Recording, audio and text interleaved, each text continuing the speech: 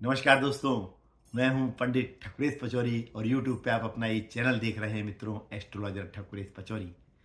मित्रों, आज मैं पुनः उपस्थित हुआ हूं आपके अपने इस चैनल पर एक बहुत ही महत्वपूर्ण पर्व के बारे में जानकारी देने के लिए। आज हम बात करेंगे मित्रों, भाद्रपद की कृष्ण पक्ष की अष्टमी के बारे में। ठीक समझा मित्रों, आज हम कृष्ण जन्माष्टमी के बारे में बताने के लिए कि इस पर्व को कब मनाया जाएगा, इस पर्व का इतना ज़्यादा महत्व क्यों है, इसके पीछे कौन कौन सी पौराणिक कथाएं हैं और पूजा की संपूर्ण विधि क्या है और पूजा का विशेष मुहूर्त क्या है, इन समस्त विषयों पर हम चर्चा करने के लिए उपस्थित हुए हैं। अतः इस चर्चा में अंत तक अवश्य जुड़े रहिए हमारे साथ संपूर्ण जानकारी को प्राप्त करने के लिए और उसका लाभ लेने के लिए। सर्वप्रथम आप सभी से ये अनुरोध है मित्रों कि यदि आपने अभी तक अपने इस चैनल को सब्सक्राइब नहीं किया है तो इस चैनल को तुरंत सब्सक्राइब कर बेल आइकॉन को अवश्य प्रेस करें ताकि इस तरीके की महत्वपूर्ण जानकारियां आपको सर्वप्रथम प्राप्त हो सकें और आप उनका पूर्ण रूप से लाभ ले सकें।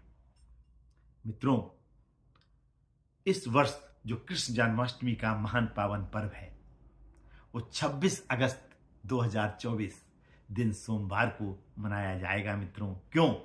क्योंकि अष्टमी तिथि 26 अगस्त की सुबह से प्रारंभ हो रही है, जो कि 27 अगस्त की सुबह समाप्त हो जाएगी। और जो रोहिणी नक्षत्र है वो भी मध्य रात्रि में, वो भी 26 अगस्त को है। और कृष्ण जन्माष्टमी में यदि रोहिणी नक्षत्र मिल जाए और अष्टमी तिथि मिल जाए तो अति महत्वपूर्ण माना जाता है। अतः इस पर्व को हम 26 अगस्त 2024 दिन सोमवार को ही सोमवार को ही मित्रों मनाएंगे। अब हम बात करने वाले हैं कि इस पर्व का इतना ज्यादा महत्व क्यों है। मित्रों, इसके पीछे एक पौराणिक कथा है। जो हमारे त्रिदेव हैं ब्रह्मा विष्णु महेश, वो जब जब इस संसार में धर्म की हानि होती है, पाप बढ़ते चले जाते हैं, तो पापों का विनाश करने के लिए मानव शरीर धारण करके वो इस संसार में उत्पन्न होते हैं। और कृष्ण जन्माष्टमी वाले दिन जो हमारे जगत के पालनहार हैं भगवान विष्णु, उन्होंने मानव शरीर के रूप में देवकी के 8वें पुत्र के रूप में मथुरा के कारागार में रोहिणी नक्षत्र में अष्टमी तिथि में जन्म लिया था। अतः इस पर्व का मित्रों अत्यधिक महत्व हो जाता है और इस व्रत का भी अत्यधिक महत्व हो जाता है। अब हम बात करेंगे पूजा के संपूर्ण विधि की।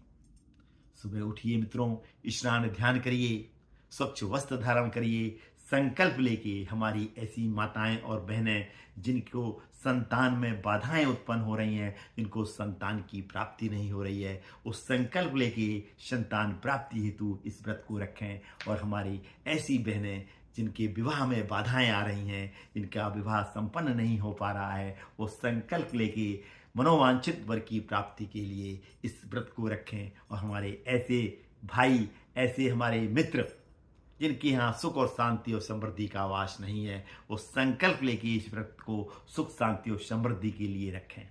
यदि वो ऐसा करते हैं तो निश्चित रूप से उन सभी की मनोकामना अवश्य पूर्ण होगी। एक अगर आपके यहाँ भगवान कृष्ण की तस्वीर नहीं है, एक छोटी सी तस्वीर ले आइए, लड्डू गोपाल को ले आइए, एक चौकी ले लीजिए, उस पर लाल वस्त्र बिछा के भगवान कृष्ण की तस्वीर को स्थापित करिए और लड्डू गोपाल को स्थापित करिए। इसके बाद मित्रों, जो पूजा का विशेष मुहूर्त है, जन्मोत्सव का जो विशेष मुहूर्त है मित्रों, मध्यरात्रि 12 बजे से लेके 12:45 तक है। उस समय लड्डू गोपाल जी को आप पंचामृत से स्नान कराइए। इसके बाद शुद्ध जल से स्नान करके उनको स्थापित कर दीजिए उनके झूले पर। इसके बाद जन्मोत्सव के समय यानी भगवान के जन्म के समय आपको क्या करना है, खीरा ले लीजिए, उसको काट दीजिए और लड्डू गोपाल जी को झूला झुला दीजिए और भगवान कृष्ण के मंत्रों का जाप करिए। भगवान कृष्ण के मंत्रों का जाप करके आप कृष्ण चालीसा का भी पाठ कर सकते हैं। शंख की ध्वनि करिए और घंटा बजा दीजिए। इसके बाद जो आपने समस्त प्रकार के कई प्रकार के पकवान जो इस दिन बनाए जाते हैं मेवे के, उन पकवानों से भगवान कृष्ण का भोग लगा दीजिए और माखन का भोग लगाइए, पंजीरी और पंचामृत का भोग लगाइए। इसके पश्चात भोग लगाने के पश्चात घर के समस्त सदस्यों को प्रसाद वितरण कर दीजिए। और जो लोग व्रत रखे हैं, जिन लोगों ने वो व्रत का पारण अगले दिन सूर्योदय की बात करेंगे।